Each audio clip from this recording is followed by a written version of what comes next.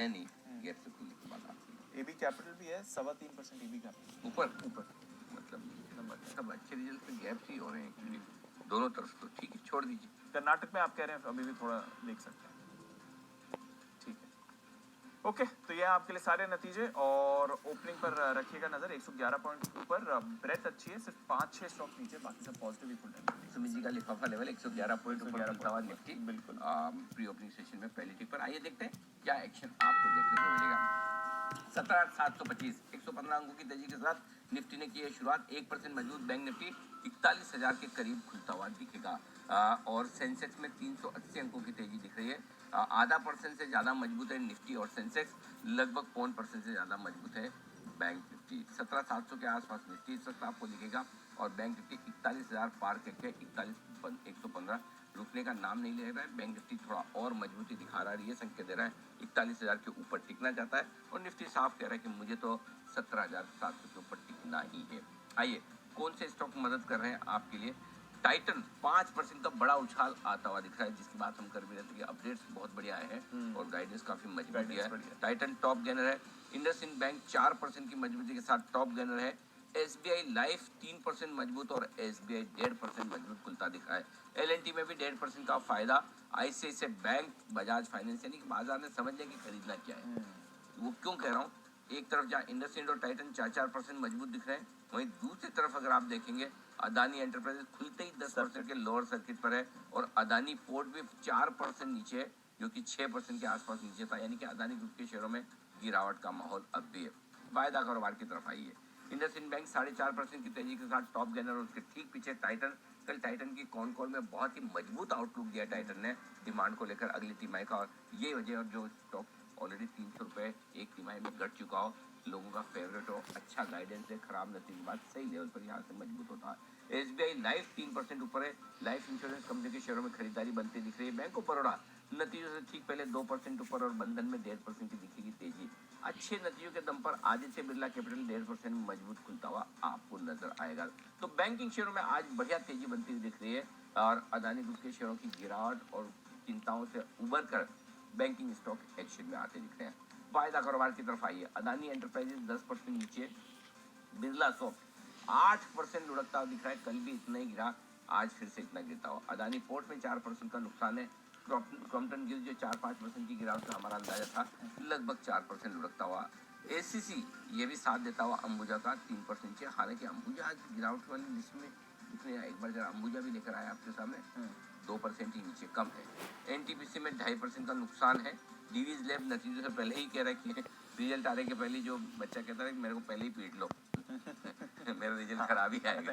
हाँ, ये बिरला सॉफ्ट ने कल कह रहा, वो तो कोई बच्चों को लेके पिताजी को भी कॉन्फिडेंस होता है, बच्चों को भी कॉन्फिडेंस होता है कि पिटना तो नहीं है, पहले पिटना है कि बाद में पिटना है, वही डिसाइड करना है, या कहीं कोई दोनों बार भी पिटते हैं। ये है आपके लिए। एफएसएल जिसका हम बात कर रहे थे, नतीजे उतने ग्रेट नहीं है, कल भागा था स्टॉक, लेकिन आज 1% नीचे है। एमएनएम फाइनेंस भी नतीजों के पहले थोड़ा बहुत कमजोर होता दिख रहा है। तो आज शुरुआती कारोबार में कहानी यही है कि 17,700 के आसपास निफ्टी होल्ड करता हुआ दिख रहा है, 41,000 के ऊपर टिकता हुआ दिख रहा है बैंक निफ्टी। बैंक निफ्टी फिर से ड्राइविंग सीट पर लंबे समय बाद आपको नजर आएगा। अदानी ग्रुप के शेयरों की कहानी वही चल रही है, और बाजार एक्स अदानी बेहद मजबूत है। एक्स अदानी बेहद मजबूत है। कैश में भी वही है sir, Adani green, Adani transmission 10% नीचे, अदानी पार, अदानी टोटल, अदानी विलमार 5% नीचे आपको ये दिख रहे हैं। तो लोअर सर्किट पर कैश के भी अदानी ग्रुप स्टॉक्स आपको दिखेंगे। इसके अलावा जीएमएम फॉर्डर नतीजे इसके आए थे 3% नीचे। वी गार्ड कल अच्छे नतीजे आए थे, शॉप रिएक्शन था, आज नीचे। शीला फोम नतीजों पर आपको थोड़ा कमजोर इस समय दिख रहा है, यहाँ पर भी वीकनेस बनती हुई दिखेगी। कैश के ढेरों और नतीजे हैं जहाँ पर आपको रिएक्शन आते हुए दिख रहे हैं। Mahindra life, Thomas Cook, Aegis logistics, Stovekraft, Welspun corp, Aptus value, साथ ही Aavas financiers, GIC housing and of course Karnataka bank, जहाँ पर बेहद शानदार नतीजे आपके लिए आते हैं। सफायर फूड्स, यहाँ पर थोड़ा कल बल डील एक्शन हुआ था, इसको भी अपने रेडार पर रखें। वरुण बेवरेजेस आज 1.5% नीचे है। एसकेएफ इंडिया में प्रेशर है। गुजरात एल्कलीज ये भी फिसलते हुए दिख रहा है। इक्विटास स्मॉल फाइनेंस बैंक, दोनों पर आज रखनी है नजर, साथ ही उज्जीवन पर भी रखिए नजर। PV fintech, Finolex cables, KPIT tech लंबी तेजी के बाद आज थोड़ी मुनाफा वसूली ये काउंटर दिखा रहा है, बट बढ़िया तेजी में है आपके लिए। सीएसबी बैंक कर्नाटक के बाद के साथ साथ ये भी एक काउंटर है जो आपके रेडार पर रहना चाहिए। केम्प्ला सनमार में अच्छी खरीदारी हो रही है। एफिल इंडिया काफी पॉजिटिव है। Bank of India, Wockhardt, Natco pharma, एस्ट्रेलियम हेल्थ केयर, जमुना ऑटो, ये भी आपको अच्छी मूव दिखा रहे हैं। पीएनबी हाउसिंग में पॉजिटिव एक्शन है, त्रिवेणी टर्बाइन अच्छा लग रहा है, जी शिपिंग, आरवीएनएल और साथ ही ऑल कार्गो लॉजिस्टिक्स और हैप्पीएस्ट माइंड्स यहाँ पर भी अच्छी खरीदारी हो रही है। यानी जी बैंक्स क्लियरली ड्राइविंग सीट में है सर। 550 पॉइंट का मूव बैंक निफ्टी में आ रहा है, 41,200 पर अब बैंक निफ्टी आते हुए दिख रहा है। तो मोमेंटम जो है आज लगातार दूसरे दिन बैंक्स और फाइनेंशियल से ही आपको आते हुए दिख रहा है। और इंडसइंड बैंक 5% ऊपर है, बैंक ऑफ बड़ौदा में बढ़िया तेजी आ रही है, एसबीआई भी नतीजों से पहले 1.5% ऊपर ट्रेड कर रहा है। तो अच्छा एक्शन बैंक्स में आने जी। चलिए बड़ा एक्शन होता दिखा है बैंक्स में और एक्शन भरपूर है। और इसी बीच एक्शन में कल 40,700 का कॉल ऑप्शन खरीदने की राय हिमांशु जी ने दी थी बैंक निफ्टी का, और वो टारगेट हिट कर चुका है। उनकी तरफ से राय आती दिखी। प्रॉफिट बुक करके आपको लाइफ एंजॉय करना है इस वीकेंड पर। 41,200 पहुंचता हुआ 41,400 से 41,650 अगला बड़ा टारगेट वही है जहां पर बैंक निफ्टी जाने की कोशिश करेगा। तो वहां पर आपको रिव्यू करना है, प्रॉफिट बुकिंग करनी है, देखना है कि आगे क्या कुछ किया जाए। ये आपके लिए होगा एक्शन पूरा का पूरा। बढ़ाते हैं एक्शन को आगे। तैयार है कुणाल जी और राकेश जी चार्ट कॉर्नर के बिगुल के साथ।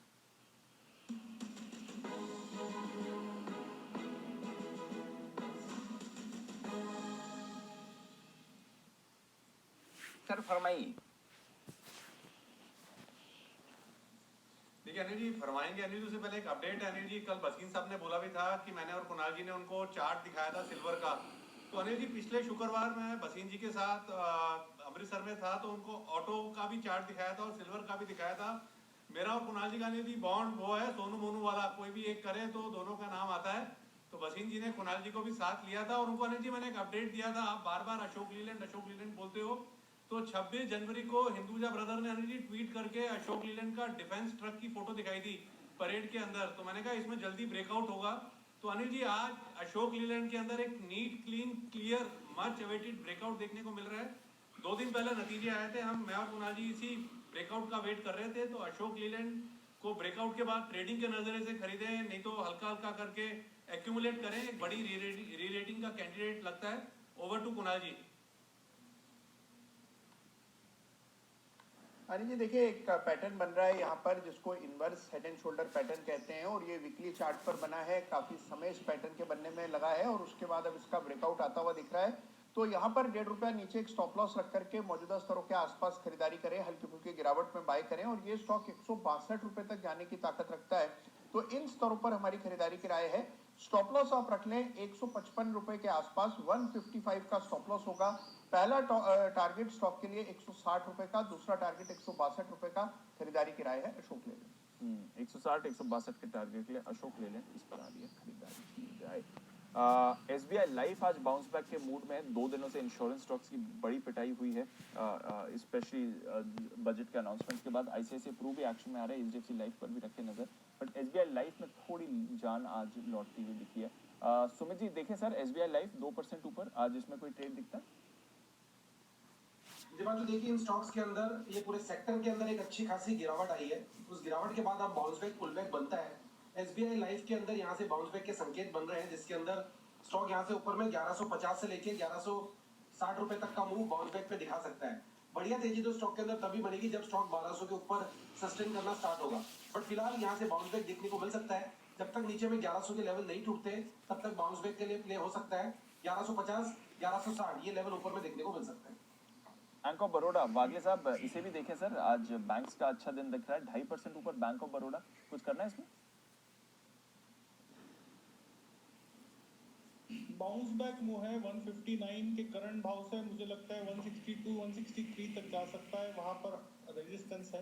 तो मैं थोड़ा सा वेट करूंगा। मूव अपसाइड मूव भी है, वो भी लिमिटेड है। मुझे मेरा मानना है कि 162 163 इतने इजीली क्रॉस नहीं करेगा, तो वेट करते हैं थोड़ा सा। तो ये है आपके लिए बैंक ऑफ बड़ौदा। आई सिद्धार्थ जी के पास एक कॉल तैयार बिगुल सुपर सेट का।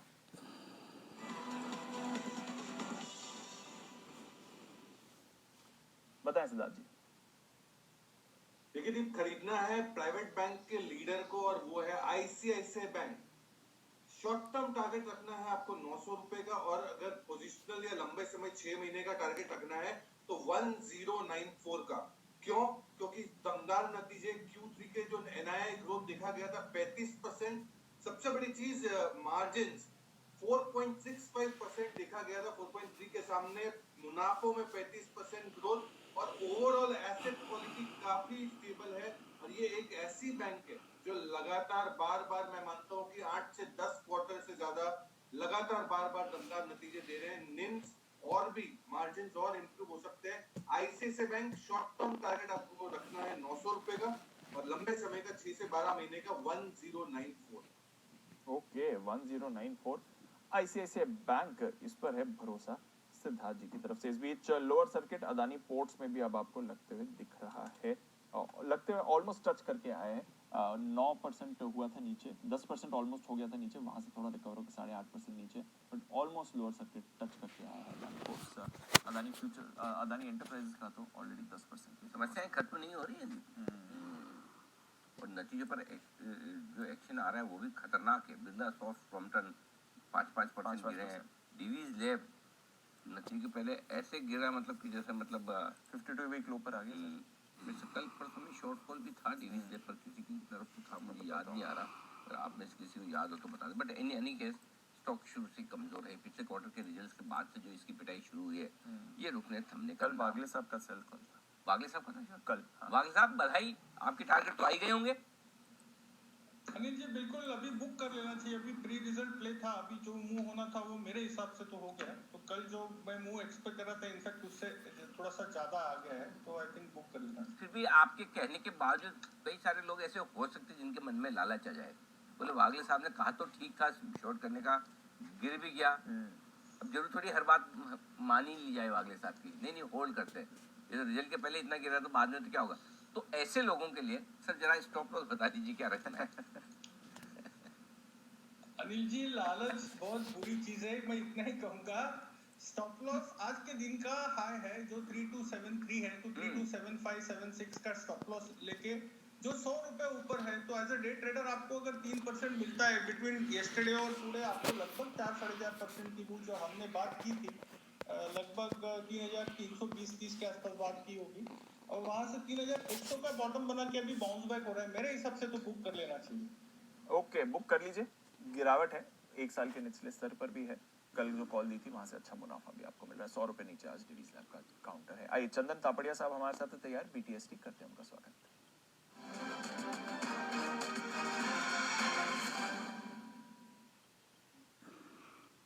गुड मॉर्निंग चंदन जी, बताएं कहाँ देख रहे हैं आज बाजार में एक्शन आप? जी नमस्कार। देखिए निफ्टी नीचे के लेवल से रिकवर हुआ है, बट ऊपर में वापस थोड़े से हर्डल है। अब ऐसा लग रहा है कि कहीं ना कहीं 17,442, 17,777 ये रेंज में थोड़ा कंसोलिडेट होके मूवमेंट आएगा। बट यस, ऊपर से जो भी डिप आ रही है वापस खरीदारी के मौके यहाँ पे तब्दील होने चाहिए।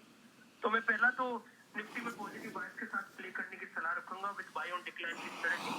17,700 का जो इस वीकली एक्सपायरी है उस पर फोकस करेंगे हम निफ्टी पे। तो 17,700 का कॉल अभी लगभग 125-130 के आसपास चल रहा होगा। इसको 110-15 मिल ले, 70 का स्टॉप लॉस और ऊपर में लगभग 185 का टारगेट। तो 17,700 का कॉल यहाँ पे वीकली एक्सपायरी में खरीदारी की सलाह देंगे विथ व्यू कि जो डिप आया वापस खरीदारी में तब्दील हो सकता है। ये अभी नहीं लेना है, 110 चल रहा है आप बोल रहे हैं? नहीं 125 चल रहा है, 110 पे ही लेना है, अभी नहीं लेना। हाँ, 10 रुपए टूटे तो और रिस्क वर्ड फेवर हो जाएगा। अच्छा। और बेटर रहेगा। और या 2 नोट लेते हो तो एक अभी ले लो और एक 110-15 के आसपास ले लीजिए। ठीक है, तो ये है आपके लिए राय चंदन जी की तरफ से निफ्टी में। चंदन जी इसके अलावा भी और कुछ? बिल्कुल, अपोलो टायर एक स्टॉक है जो काफी अच्छा लग रहा है और बाजार के पूरे वोलेटाइल स्विंग के बावजूद ये स्टॉक अपने आप को होल्ड करके ब्रेकआउट दे रहा है। और तो यहाँ पे बनी हुई है मौजूदा लेवल से 3 से 5% का घटक बनना चाहिए। तो अपोलो टायर की 340 की कॉल लेने की सलाह रहेगी। मौजूदा लेवल पे ले, यहाँ पे 8 रुपए का स्टॉप लॉस रहेगा, 20 से 21 रुपए तक के टारगेट ये कॉल में आपको मिलने चाहिए। और अभी क्या प्राइस पर चल रही है? अभी लगभग 340 का कॉल 12 रुपए के आसपास चल रहा है। ओके, 340 रुपए वाला कॉल ऑप्शन खरीदे अपोलो टायर का। और यहाँ पर राय है चंदन जी की खरीदारी की 30 से 21 के टारगेट के लिए, 8 का स्टॉप लॉस। निफ्टी का 17,700 का कॉल ऑप्शन 125 चल रहा है, 110 के आसपास खरीदे, 70 का स्टॉप लॉस, 185 के टारगेट। धन्यवाद, बहुत ही बढ़िया, दोनों बेहतरीन पिक्स आती है। आइए बढ़ते आगे। और 17,700 से थोड़ा सा नीचे आया तो दीप हमारी खरीदारी की रेंज में आया। 17,650-665 की रेंज जो है वहाँ पर आ गया है खरीदने के लिए। अब पहला लेवल आ गया है, लेकिन बैंक निफ्टी किधर भी कहीं से कोई एंगल से कमजोर होने का नाम नहीं ले रहा। तो बैंक्स ने अपने आप को अदानी से डीकपल कर दिया। कर दिया सर बिल्कुल। लेकिन ये डीकपलिंग दो वजह से हो रही है। एक तो जो खरीदारी आ रही है वो सरकारी बैंक से नहीं, प्राइवेट बैंक से ज़्यादा आ रही है। और दूसरा एक कि सरकारी बैंकों में एसबीआई, बीओबी दोनों दिग्गजों के नतीजे, दो सबसे बड़े बैंक हैं, दोनों के रिजल्ट आ जाने वाले हैं और रिजल्ट के पहले दोनों ही हैं मजबूत है। सचिन जी भी एक और बेहतरीन कॉल उनकी तरफ से।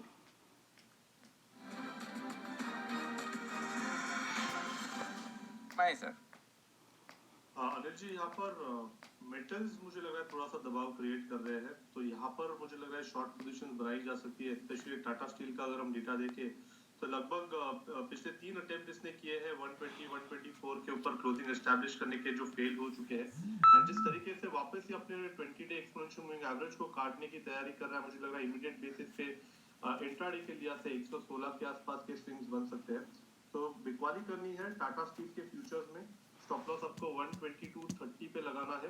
इंट्राडे टारगेट होगा 116 का एंड पोजीशनल टारगेट होगा अराउंड 114 का। टाटा स्टील यहाँ पर आती हुई कॉल आपके लिए सचिन जी की तरफ से। शॉर्ट कॉल भी आती थी, क्या बात है। मजबूत बाजार में ढूंढ दिया तो इनको तो शॉर्ट सचिन जी ने 122.30 के स्टॉप लॉस के साथ 116 है 114 के टारगेट के लिए बेचेट इसको। आज का एकमात्र इकलौता पहला शॉर्ट कॉल जो आपको बोलना चाहे वो बोल दे। आइए पहले एक बार जैन साहब के दर्शन कर लें और उसके बाद बिल्कुल बजाएंगे, क्योंकि आज जैन साहब अभी जयपुर ये तो हाँ एकदम पहुंच गए। जैन साहब तैयार हैं और आइए बिल्कुल के साथ करते हैं जैन साहब का स्वागत। जैन साहब के जेम्स।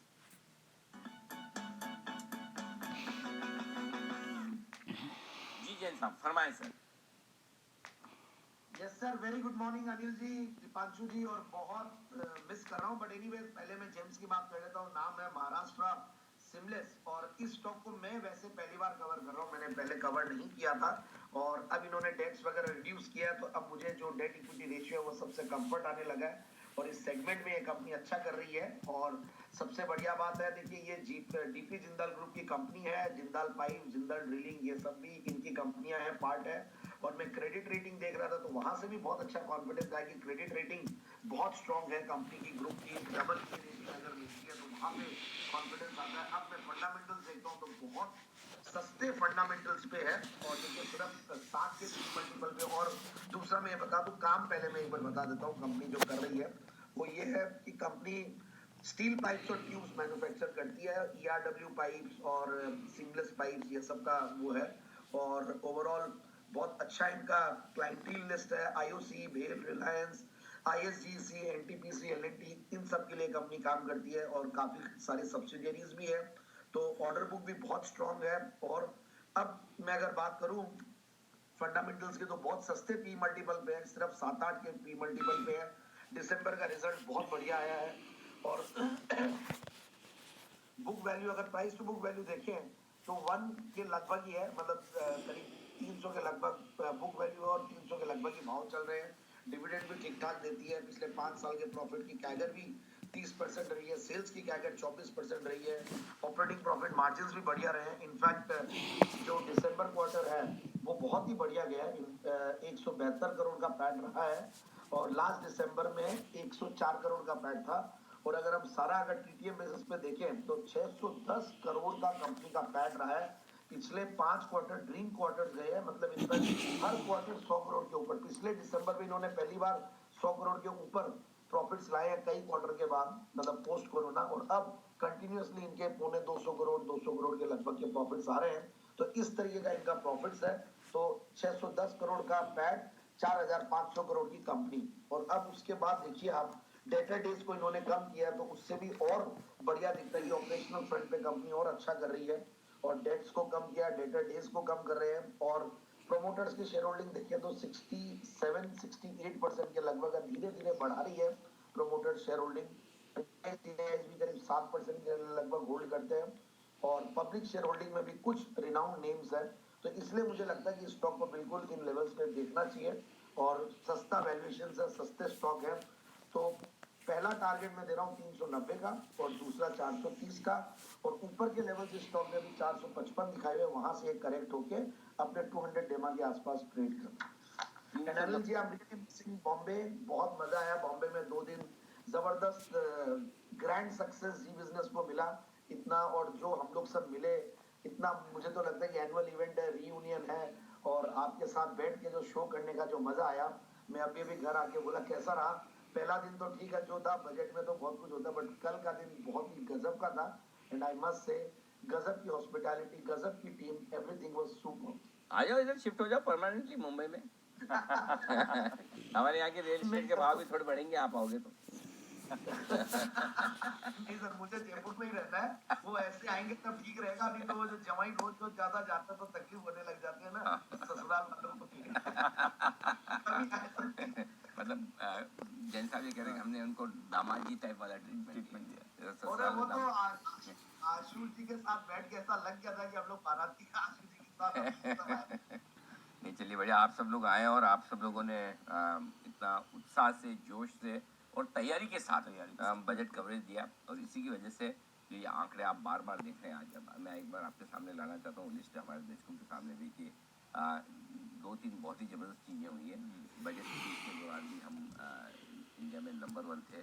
जनरल बिजनेस चैनल्स में तो सबसे आगे रहना एक अलग बात है, लेकिन जनरल न्यूज़ चैनल से भी हम काफ़ी आगे रहे। इंडिया में नंबर 2 हमने ट्रेंड भी किया। बिल्कुल फेसबुक पर कल भी ट्रेंड करें, और कल भी हम ट्रेंड करते हैं, कल और परसों दोनों दिन ट्रेंड किया है। और फेसबुक पर भी हम जो लाइव के मामले में दूसरे चैनल से कहीं ज़्यादा आगे थे। तो अच्छी बात यह है कि बजट के दिन दर्शक ये जानते समझते कि जनरल न्यूज़ के बजाय बिजनेस चैनल, और वो भी आपका चहेता चैनल जी बिजनेस लिखना ज़्यादा सही समझदारी का काम है।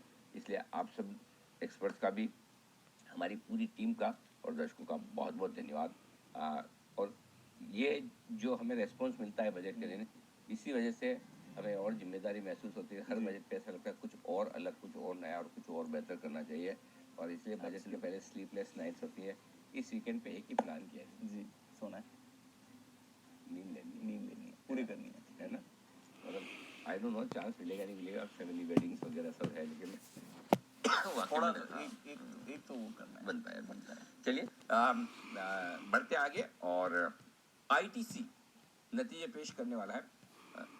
बाय द वे, अगर आप वरिंदर रिजल्ट एक्स का इंतजार करें तो आज वरिंदर थोड़ी तबीयत उनकी नरम है, तो वो आज नहीं कर पा रहे हैं। सोमवार को आई एम श्योर ठीक हो जाएंगे, तो इसलिए गला वाला भी खराब है। आईटीसी के नतीजे के अनुमान के साथ तैयार है नुपुर बताइए कैसे रहेंगे। अनुमान है कि नतीजे काफ़ी स्ट्रॉन्ग रहने वाले हैं। जो सिगरेट वॉल्यूम से वहाँ भी अनुमान है कि 10 से 11% की ग्रोथ इस बार आ सकती है।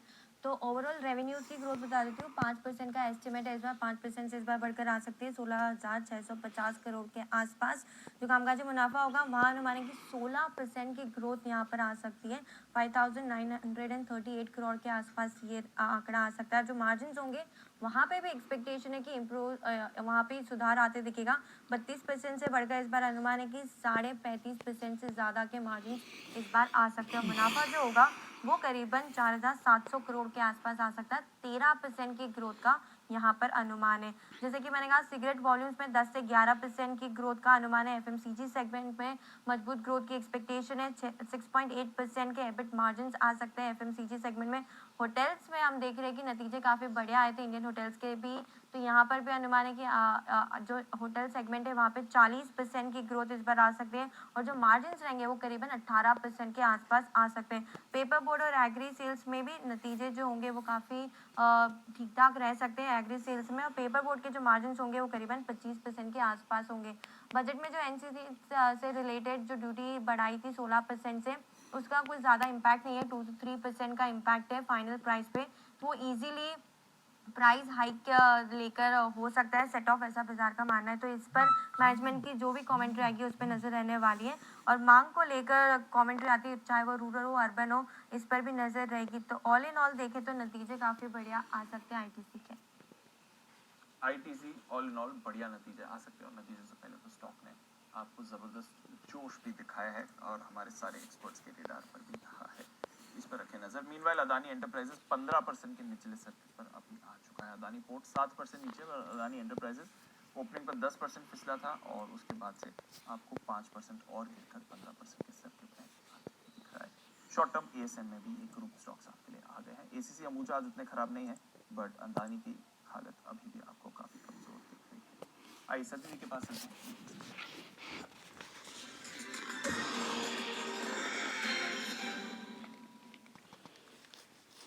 बताएं सर प्लीज।